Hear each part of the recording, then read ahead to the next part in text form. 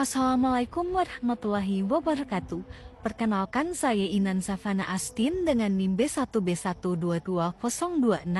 Di sini saya akan mempresentasikan materi yang berjudul Perencanaan Karir yang terdapat di buku Manajemen Sumber Daya Manusia pada bab 7. Sebelum kita masuk kepada inti pembahasan, alangkah baiknya itu kita mengenal dulu apa sih perencanaan karir itu. Nah, karir adalah pekerjaan yang dipegang selama kehidupan individu berfungsi. Sebagian orang dengan susah payah membuat untuk posisi mereka susah payah. Pengaturan karir tidak menjamin pencapaian profesi. Pengaturan profesi ini merupakan hal mendasar bagi karyawan untuk memanfaatkan sebaik mungkin pintu terbuka bagi potensi karir yang ada. Dengan kata lain, para pekerja akan sering tidak memanfaatkan kesempatan kerja yang berharga dengan baik, sehingga personalia akan merasa sulit untuk memenuhi kebutuhan staf organisasi. Baik, istilah karir telah digunakan untuk menandakan individu dalam pekerjaan atau status mereka.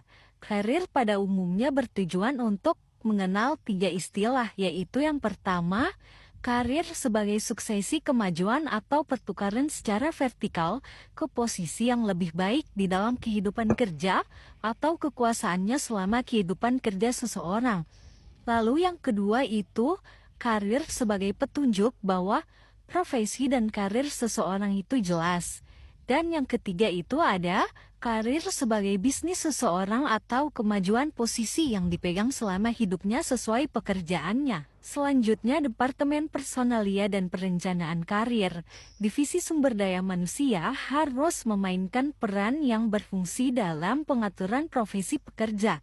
Pengaturan pekerjaan harus diperhatikan karena rencana sumber daya manusia menjawab kebutuhan pekerja pada masa yang akan datang, berbeda dari organisasi dan terkait dengan terbukanya profesi mereka.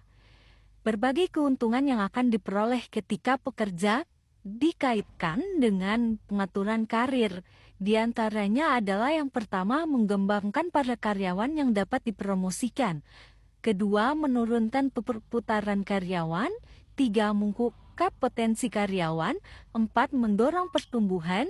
5, mengurangi penimbunan. 6, memuaskan kebutuhan karyawan. 7, membantu pelaksanaan rencana kegiatan yang telah disetujui. Selanjutnya, pendidikan karir. Divisi Tenaga Kerja dapat meningkatkan perhatian karyawan betapa pentingnya pengaturan karir melalui berbagai produser instruktif. Selain itu, berbagai studio dan lokakarya tentang penataan kejuruan, peningkatan minat pekerja dengan penataan, memperkenalkan ide-ide kunci yang berkaitan dengan penataan karir. Pertemuan semacam itu membantu karyawan menetapkan tujuan karir, mengenali cara-cara karir, dan mengungkapkan pelatihan peningkatan profesi. Pelatihan sekolah kejuruan juga ini dapat ditingkatkan dengan data penyusunan profesi yang dicetak atau yang direkam. Selanjutnya, informasi perencanaan karir.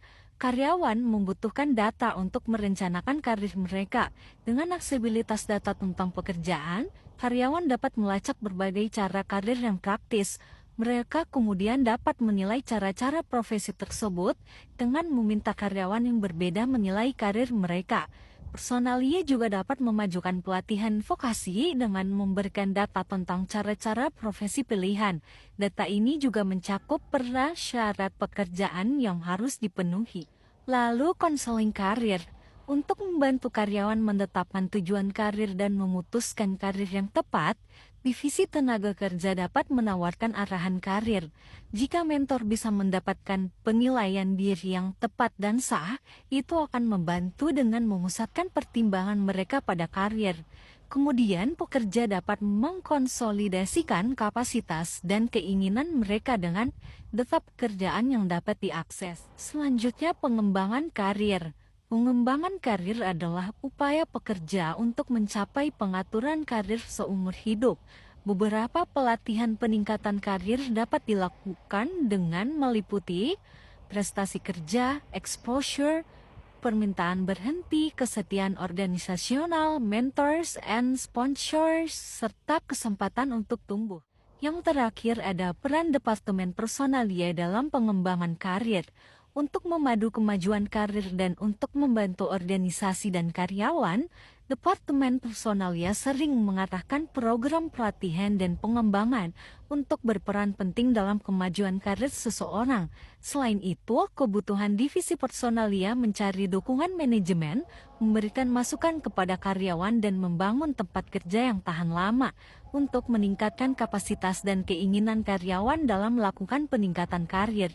Dukungan manajemen dan upaya organisasi untuk memajukan peningkatan karir akan berdampak kecil tanpa bantuan supervisor. Tanggung jawab administrasi puncak sangat penting untuk memperoleh bantuan dari pimpinan. Baik, mungkin itu saja yang dapat saya sampaikan. Lebih dan kurangnya mohon dimaafkan.